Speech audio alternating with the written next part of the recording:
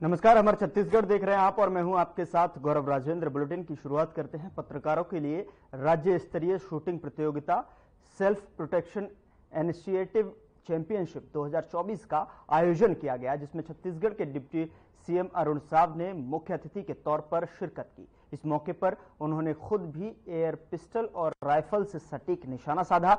साव ने बताया कि वे एनसीसी से कैडेट रहे हैं, इस वजह से उनका निशाना अभी भी सटीक है। पत्रकारों को संबोधित करते हुए साव ने कहा कि आज के समय में चाहे पुलिस हो या पत्रकार, किसी को काम करने के समय के बारे में पता नहीं होता है कि उन्हें कितने घंटे का काम करना पड़ सकता है। ऊपर से काम का तनाव और दबाव भी होता है। ऐसे में हर किसी की कोई न कोई हॉबी जरूर होती है, ताकि इस तनाव और दबाव को कम किया जा सके। साथ ही आपको बता दें कि उन्होंने कहा कि जीवन में प्रत्येक व्यक्ति को रोजाना कम से कम 1 घंटा खुद के लिए जरूर निकालना चाहिए। शारीरिक रूप से फिट रहने के लिए कोई ना कोई खेल जीवन में जरूर होना चाहिए। इससे व्यक्ति शारीरिक और मानसिक रूप से मजबूत बनता है। आयोजन की तारीफ करते हुए उन्होंने कहा कि ये बहुत ही बढ़िया आयोजन है और प्रेस क्लब रायपुर, पुलिस और जनसंपर्क विभाग के इस संयुक्त आयोजन से पत्रकारों में एक नई ऊर्जा का संचार होगा। इस मौके पर रायपुर प्रेस क्लब के महासचिव डॉक्टर वैभव शिव पांडे, उपाध्यक्ष संदीप शुक्ला, वरिष्ठ पत्रकार उचित शर्मा, आईपीएस अजय कुमार समेत बड़ी संख्या में प्रतिभागी पत्रकार और पुलिस विभाग के अधिकारी कर्मचारी उपस्थित रहे।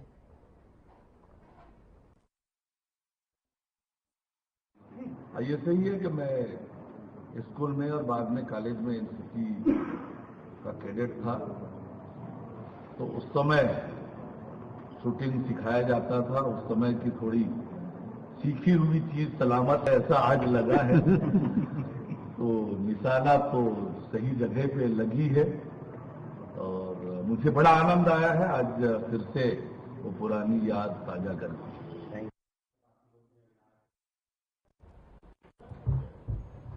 उधर वन मंत्री केदार कश्यप ने सहकारिता को लेकर एक दिवसीय कार्यशाला का आयोजन किया। इस दौरान सहकार के संतुष्ट की कार्यशाला पर वन मंत्री केदार कश्यप ने कहा कि पहले जो स्थिति थी, अब सहकारिता को विशेष तौर पर हमारे देश गृह मंत्री ने फोकस किया है। हम सबका दायित्व बनता है कि सहकारिता का कार्यक्षेत्र को बढ़ाएं और जिससे लोगों को तैयार भी करें।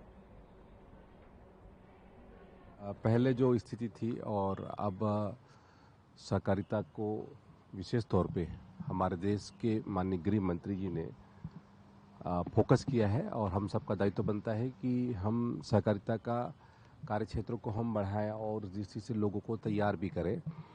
अभी जैसे कि माननीय गृह मंत्री जी ने कहा है कि केवल हम धान खरीदी तक सीमित न रहें, हमारा मत्स्य पालन हो, डेयरी उद्योग हो या लघु और उपज की दृष्टि से भी हम अपने आप को साबित करें। और वैसे तो कर ही रहे हैं, लेकिन और उसको बड़े स्केल पे हमको करना है, उस दृष्टि से हम लोग इसमें कार्य योजना बनाए हैं। और दूसरा ये कि हमारे यहाँ पर जो हम अल्पकालीन जो ऋण देते हैं, लगभग अभी मैं देख रहा था लगभग 6,700 करोड़ से ऊपर का अल्पकालीन ऋण इस वर्ष दिया गया है। और मैं समझता हूँ कि पूरे देश में एक सबसे अच्छा उदाहरण अल्पकालीन ऋण के मामले में हमारा छत्तीसगढ़ प्रस्तुत करता है। और इस दृष्टि से हम और क्या अच्छा हो सकता है, इन पर हम आज चर्चा करेंगे। उसके साथ साथ हमारे इस वर्ष का जो नया लक्ष्य है, 500 हम नए पैक्स का निर्माण हम करेंगे, स्थापित करेंगे पूरे प्रदेश में। 4 हमारे जो सहकारी बैंक हैं उनको फिर से स्थापित करने का निर्णय लिया है। और आपकी जानकारी में बताना चाहूँगा कि अपेक्स बैंक की एक शाखा वर्तमान में खोली गई है। उसी तरीके से जिला सहकारी बैंक के 4 हमारे कहते हैं शाखाएं भी उन्नयन की गई हैं। तो इस तरीके से सरकार पूरी तरीके से कोऑपरेटिव को लेकर के योजना बना करके उसको जमीनी स्तर पर ले जा करके हमारे किसानों को, हमारे वनवासी भाइयों को, दूध पालकों को, मत्स्य पालकों को इनको जोड़ने का काम कर रही है। खबर रायपुर से है, जहां कांग्रेस के पूर्व मंत्री ने चुनाव को लेकर बयान देते हुए कहा कि हर पार्टी विधानसभा चुनाव में अपने नेताओं को विभिन्न क्षेत्रों की जिम्मेदारी देती है। वहीं आपको बता दें कि हमारी पार्टी ने भी बहुत सारी जिम्मेदारियां दी हैं। साथ ही बीजेपी पर हमला बोलते हुए सांप्रदायिक पार्टी बताया। आपको बता दें कि ये छत्तीसगढ़िया लोगों को विभिन्न तरह से प्रताड़ित करने का आरोप उन्होंने यहां पर लगाया है। जैसे बलौदा बाजार की घटना को देख लीजिए, सारी सतनामी समाज के लोग जो है 200 से ज्यादा लोगों को गिरफ्तार करके रखा है, उनके खिलाफ चालान तक पेश नहीं हो पा रहा है। से कहते आ रहे हैं भारतीय जनता पार्टी जो सांप्रदायिक पार्टी है और ये छत्तीसगढ़िया लोगों को किसी भी तरह से प्रताड़ित करने का काम कर रही है। जैसे आप बलौदा बाजार की घटना में देख लीजिए, सारे सतनामी समाज के लोग हैं, 200 से ज्यादा लोगों को अरेस्ट करके रखा है, उनके खिलाफ चालान तक पेश नहीं हो पा रहा है। वो चाहते हैं कि अनंत काल तक उनको जेल में रखें। उसी तरह लोहारीडी में, कवर्धा में साहू समाज के 167 लोगों के खिलाफ FIR की गई है। अभी 60 लोग जो अरेस्ट हैं उसमें 33 महिलाएं हैं। वो महिलाएं मार से आज इतनी पीड़ित है कि अभी भी चल नहीं पा रही हैं। ये स्थिति है महिलाओं की। तो ये भारतीय जनता पार्टी जातिगत द्वेष रखती है छत्तीसगढ़ियों के प्रति और उनको किसी तरह से प्रताड़ित करे, ये उनका हमेशा का ध्येय रहा है। लेकिन आने वाले समय में ये सब नहीं चलेगा और हमारी कांग्रेस पार्टी जब तक लोगों को न्याय नहीं मिलेगा, हर पार्टी इस तरह के जो विधानसभा के चुनाव होते हैं उसमें अपने नेताओं को विभिन्न क्षेत्रों की जिम्मेदारी देते हैं और सभी पार्टी के लोग ये करते हैं। हमारी कांग्रेस पार्टी ने भी हमारे बहुत सारे नेताओं को जिम्मेदारी दी है, महाराष्ट्र में भी दी है, झारखंड में भी दी है। तो ये एक सामान्य प्रक्रिया है, उनको जिम्मेदारी मिलती रहती है। उधर खनिज विभाग एक्शन मोड में नजर आ रहा है, तो वहीं नवीन जिला शक्ति के जैजेपुर तहसील अंतर्गत ग्राम नदेली में खनिज माफिया शासकीय भूमि में बिना अनुमति पत्थर उत्खनन करने की शिकायत के बाद जैजेपुर तहसीलदार और खनिज विभाग की टीम ने मौके पर जाकर जांच की। नदेली के ग्रामीणों ने शिकायत की थी कि गांव के ही कुछ लोग ने लगभग 10 एकड़ शासकीय भूमि पर अवैध कब्जा कर पत्थर खदान संचालित किया जा रहा है। जैजेपुर तहसील में नवपदस्थ तहसीलदार ने ग्रामीणों की मांग पर उक्त खदान की मौके पर जाकर खनिज और राजस्व विभाग की संयुक्त टीम ने जांच की।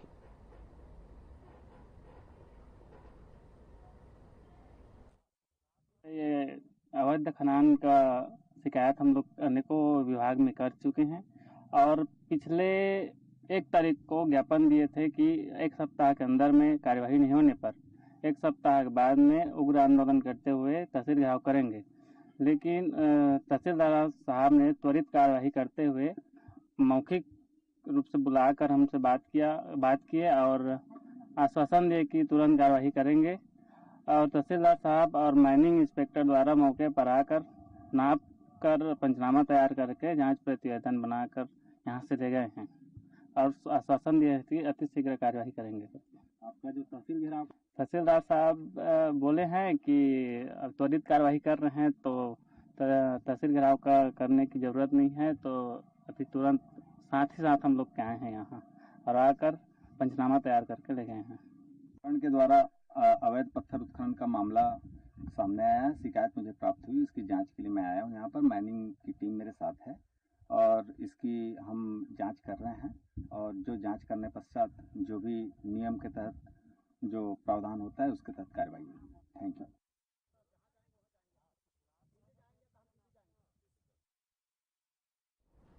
उधर जगदलपुर में कुछ इवेंट आयोजकों की ओर से गरबा का आयोजन करवाया जा रहा है। आपको बता दें कि कुछ आयोजक सुप्रीम कोर्ट के आदेश की खुलेआम धज्जियां उड़ाते हुए नजर आ रहे हैं। गुप्ता लॉन में रात 10 बजे के बाद भी लाउड स्पीकर और डीजे तेज आवाज में बजाया जा रहा था। जिला प्रशासन इन आयोजन पर कोई कार्रवाई नहीं कर रहा है।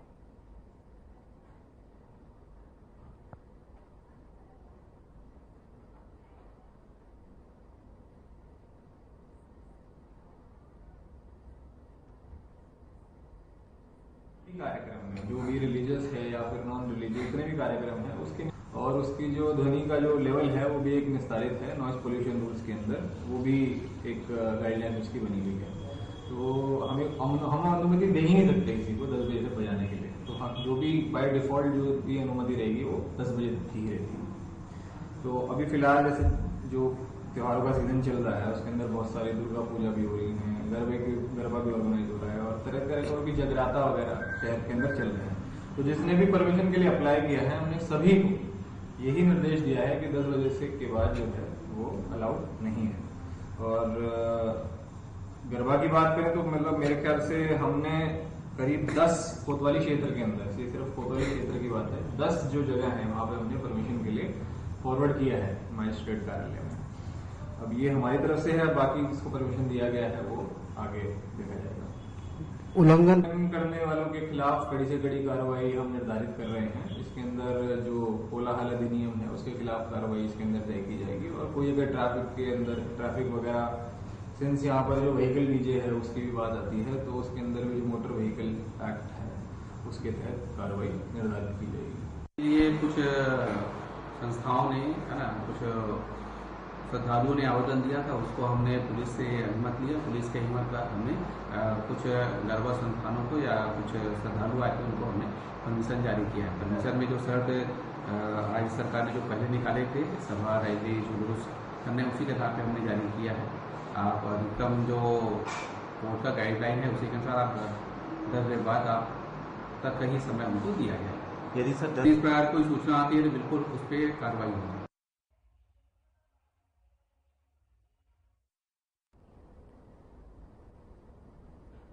उधर बस्तर के ऐतिहासिक दशहरा मैदान में बाहरी लोगों द्वारा मीना बाजार का संचालन किया जा रहा है। ये बाहरी लूट के रूप में बस्तर वासियों को लूटकर उन्हें कंगाल बना रहे हैं। आपको बता दें कि मेले में मीना बाजार के नाम पर दूरस्थ क्षेत्र में रहने वाले ग्रामीणों से मीना बाजार के टिकट के नाम पर बड़ी रकम लूटी जा रही है और उन्हें कंगाल बनाया जा रहा है। तो वहीं दूसरी तरफ इस मीना बाजार में किसी भी स्थानीय लोगों को जो है रोजगार नहीं दिया गया, जबकि ये मेला बस्तर वासियों का होता है। इतना ही नहीं, ये मीना बाजार संचालक नियमों की भी जमकर धज्जियां उड़ा रहे हैं। इस पर छत्तीसगढ़ सर्व आदिवासी समाज के प्रांतीय अध्यक्ष राजाराम तोड़े ने कहा है कि बस्तर दशहरा को देखने के पूरा जो है परिवार के साथ दूर दराज से जो है ग्रामीण आते हैं और मनोरंजन के लिए मीना बाजार भी जाते हैं। मीना बाजार का प्रवेश जो शुल्क है 30 रुपए रखा गया है। बताया जा रहा है कि यहाँ का सामान भी घटिया किस्म का होता है।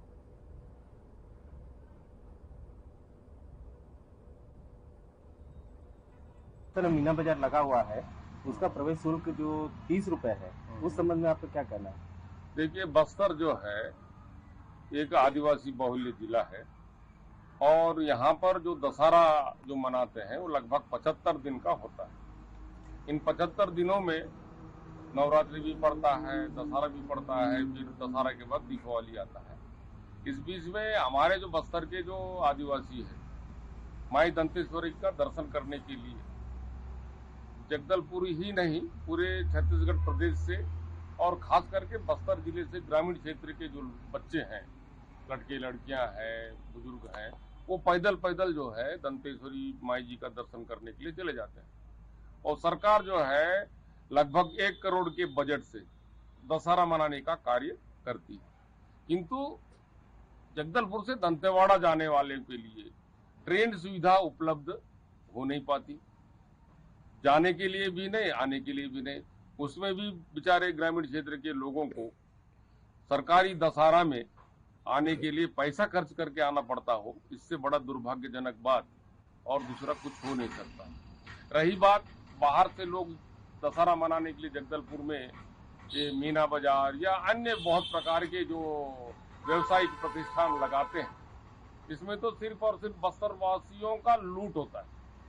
बस्तर वाले बेचारे मनोरंजन करने के उद्देश्य से यहाँ आते हैं और मीना बाजार में हर चीज का जो रेट है, प्रवेश शुल्क जब 30 रुपये ले रहा हो तो उसके अंदर में जो सामान मिलते हैं वो घटिया किस्म के सामान, उसका रेट तो चौगुना लगाता है। इसीलिए ऐसे जो मीना बाजार जैसे संस्थाएं जो यहाँ आकर प्रदर्शन करने का काम करते हैं, तो नगर निगम का जो प्रशासन होता है, जो जमीन आवंटित करती है, उसको ये चाहिए कि भाई यहाँ आते ही इनके लिए बस्तर वासियों के लिए सस्ते से सस्ते दर पर प्रवेश वहाँ उपलब्ध हो, उनके जो कर्तव्य है वो देखने का अवसर मिले, सस्ता होना चाहिए। यहाँ पर सरकार जो है ना एक दिन काम करने के 300 रुपया देती है और रोजगार तो यहाँ है नहीं। बेचारे इधर उधर से थोड़ा बहुत वनोपज से कमाते हैं मनोरंजन की दृष्टि से यदि कोई चीज देखने आते हैं तो उस पर यदि मान लो इतनी महंगाई हो जाए तो बेचारे गरीब तो लूट जाते हैं। जो व्यापारी यहाँ पर व्यापार करने के उद्देश्य आते हैं वो लाभालाभ हो जाते हैं और हर साल आकर यहाँ पर बस्तर वासियों को लूटने का जो धंधा लगातार चल रहा है वो बंद होना चाहिए। देखिए, ये ऐतिहासिक दशहरा बस्तर में 75 दिन का मनाया जाता है। दूर दराज ग्रामीण अंचल से हमारे आदिवासी समाज बहुल समाज है। लोग अपनी संस्कृति को देखने, समझने और सोचने के लिए आते हैं और हम देख रहे हैं कि हमारे आदिवासी समाज के लिए शासन प्रशासन या जो यहाँ दशहरा जो समिति है वो कोई विशेष सुविधा या उनके खान पान पे ना ही उनके व्यापार व्यवसाय के लिए कोई सोच नहीं रखती। जैसे आप देख रहे हैं कि दंतेश्वरी मंदिर के प्रांगण से लेकर सीरासार भवन तक बाहरी लोग आके व्यवसाय कर रहे हैं। हमारे जो ग्रामीण क्षेत्र से अपनी जो परंपरागत औजार हो, उपकरण जो बना के लाते हैं उनके बेचने के लिए या उनको व्यापार करने के लिए जगह नहीं है। जैसे कि अभी मीना बाजार लगा है, ये ठेकेदारी प्रथा बस्तर से खत्म होना चाहिए और यदि यहाँ बस्तर में ऐसे अवसरों पर मीना बाजार लग रहा है तो हमारे ग्रामीणों को निःशुल्क प्रवेश होना चाहिए, लूटमार नहीं होनी चाहिए। ये शासन प्रशासन को इसे विशेष ध्यान देने की जरूरत है और हम तो पुरजोर इसका हम विरोध करते हैं। जो इतने बड़े यानी 30 रुपया का जो निर्धारण किस आधार पर किया गया है, अन्यथा हम शासन प्रशासन को ये मीना बाजार को बंद कराने के लिए हम कल से बात करेंगे। उधर छत्तीसगढ़ के मुख्यमंत्री विष्णुदेव साय ने नई दिल्ली में केंद्रीय वाणिज्य और उद्योग मंत्री पीयूष गोयल से मुलाकात कर बैठक की और बैठक में राज्य के औद्योगिक कॉरिडोर, अंतर्राष्ट्रीय एयर कार्गो सुविधाओं और कई अन्य विकासात्मक मुद्दों पर चर्चा हुई। इस बैठक में केंद्रीय मंत्री ने छत्तीसगढ़ के विकास के लिए कई प्रस्तावों को मंजूरी देने का आश्वासन दिया है, जिससे राज्य को एक नई दिशा मिलेगी और साथ ही बैठक का मुख्य मुद्दा छत्तीसगढ़ के औद्योगिक कॉरिडोर का विकास था। मुख्यमंत्री साय ने केंद्र से अनुरोध किया कि कोरबा, बिलासपुर, रायपुर को नागपुर औद्योगिक कॉरिडोर से जोड़ा जाए। केंद्रीय मंत्री पीयूष गोयल ने इस प्रस्ताव पर कहा कि इसे जल्द क्रियान्वित किए जाने का आश्वासन दिया है। उन्होंने इस संबंध में भारत सरकार के अधिकारियों को आवश्यक कार्रवाई किए जाने के निर्देश दिए।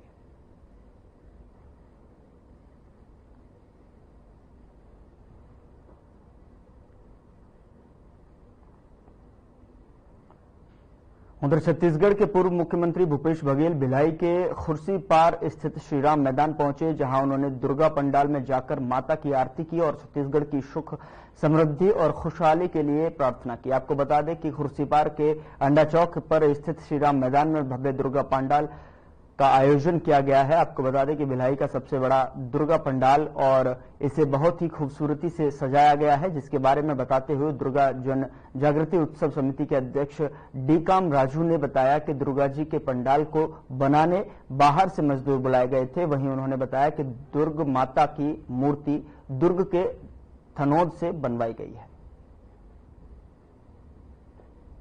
माता रानी विराजी हैं और सभी पंडालों में अनेक कार्यक्रम का आयोजन हो रहा है। कल सुपेला गया था, माँ गंगा आरती भी हुई और यहाँ भी आया माता जी की पूजा सुना या खुर्सीपार में, तो सब जगह किसी प्रकार के वातावरण। अभी कुमारी भी गया था। लगातार सब जगह जाओ और सभी श्रद्धालुओं के हर पंडाल में जहाँ जहाँ माता विराजी है सभी जगह हजारों लाखों की भीड़ है। सबको बधाई, शुभकामनाएं। ऐसा है हमारे यहाँ दुर्गा पूजा समिति में सभी को निमंत्रण देते हैं कि आ जाए और क्या बोलते अपना देखे और एंजॉय करे। तो उसी हिसाब से हमने पूर्व मुख्यमंत्री को भी बुलाया था। तो ये उनका बड़प्पन है कि क्या बोलते हैं हमारी समिति में आकर के पूरे समिति के कार्यकर्ताओं को उत्साहवर्धन किए और पंडाल और क्या बोलते हैं अंदर की व्यवस्था की बहुत तारीफ की। कितने सालों से बैठा रहे, कहाँ से लाए मूर्ति? यह आयोजन विगत 5 वर्षों से लगातार चल रहा है और इसकी भव्यता दिनों दिन बढ़ते जा रही है। और यहाँ की मूर्ति थनोद गांव से लाई गई है और थनोद गांव से ही हर साल आता है। मैं डी काम राजू, अध्यक्ष हिंद दुर्गा जन जागृति उत्सव समिति, श्री राम चौक मैदान, खुर्जीपार, भिलाई।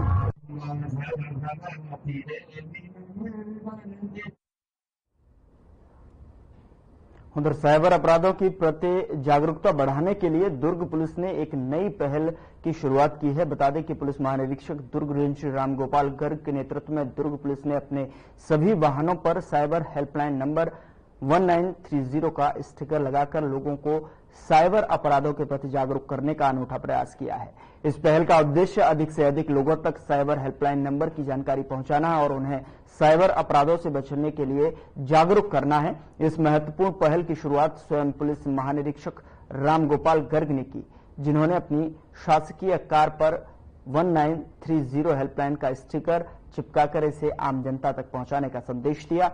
इसके बाद दुर्ग पुलिस के सभी वाहनों पर इस स्टिकर को लगाया गया ताकि आम जनता साइबर अपराधों की सूचना तुरंत हेल्पलाइन नंबर पर दे सके और आवश्यक सहायता प्राप्त कर सके।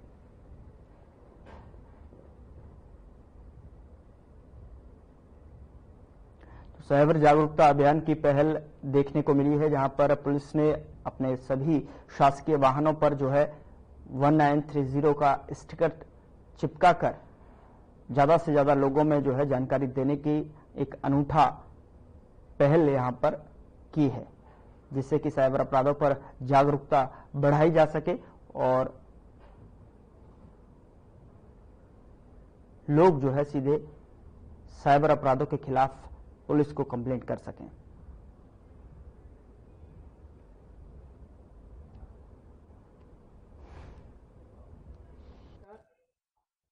अपील है कि साइबर क्राइम से बचें। आप किसी भी प्रकार के डर या लालच में ना आए। अननोन नंबर्स से आप अगर वीडियो कॉल स्पेशली होता है तो उसको ना उठाएं, केवल अपने परिचित लोगों से ही वीडियो कॉल करें। और अगर आपको कोई भी आदमी आपको महसूस होता है कि आपके साथ साइबर फ्रॉड कर रहा है तो उसकी रिपोर्ट पुलिस में जरूर करें और अपने जो सीक्रेट जानकारी है, स्पेशली आपकी फाइनेंशियल जानकारी, उसकी अननोन लोगों से शेयर ना करें। जैसा कि आपको ज्ञात है कि साइबर जागरूकता पखवाड़ा हमारे यहाँ इस दुर्ग जिले में और पूरे प्रदेश में पुलिस मुख्यालय के आदेश से चल रहा है, तो इसमें तरह तरह के कार्यक्रम कराए जा रहे हैं। आज हम यहाँ पर जितनी भी पुलिस की पेट्रोलिंग गाड़ियां हैं, अधिकारियों की गाड़ियां हैं, सब पर हम एक स्टिकर चिपका रहे हैं जिसका नंबर, जिसमें कि 1930 जो साइबर क्राइम की रिपोर्टिंग का जो टोल फ्री नंबर है उसको हम प्रदर्शित कर रहे हैं। मेरा नागरिकों से यही निवेदन है कि कृपया 1930 जो नंबर है इसको अपने दिल में उतारें। अगर आपको कहीं भी कभी भी साइबर क्राइम के आप शिकार होते हैं, जहां आपको साइबर क्राइम होने की आशंका लगती है, तो 1930 पर रिपोर्ट करें। आपकी शिकायत वहां तत्काल दर्ज की जाएगी और कोशिश की जाएगी कि आपके साथ जो फ्रॉड अगर हुआ है तो उसका पैसा आपको वापस तत्काल दिलाया जा सके। 1930 में कॉल करने के बाद सर कितना समय मिल जाता है उसको? और देखिए, हमारा उद्देश्य ये है कि साइबर फ्रॉड किसी के साथ ना हो। अगर हो जाता है तो इमीडिएटली इस पर रिपोर्ट करें। जितनी जल्दी आप इसकी रिपोर्टिंग करेंगे उतने ज्यादा चांसेस हैं कि आपके जो पैसा है जो कि बैंक अकाउंट से आपके कहीं जाना है तो वो रुक जाएगा और वो राशि आपको वापस हो जाएगी। सर, ठगी के लिए जो कॉल आते हैं, क्या उसकी भी शिकायत की जा सकती है? बिल्कुल, साइबर क्राइम पोर्टल है भारत सरकार का, उस पर जो ठगी के प्रयास हो रहे हैं लोगों द्वारा उसकी भी शिकायत उसमें की जा सकती है। इवन व्हाट्सएप के नंबर भी उसमें दर्शाए जा सकते हैं, टेलीग्राम के नंबर भी दर्शाए जा सकते हैं। जहाँ कोई फ्रॉड लिंक अगर आता है उसको भी उस पर दर्शाया जा सकता है ताकि आर्टिफिशियल इंटेलिजेंस के माध्यम से उसको भविष्य में फ्रॉड होने से रोका जा सके।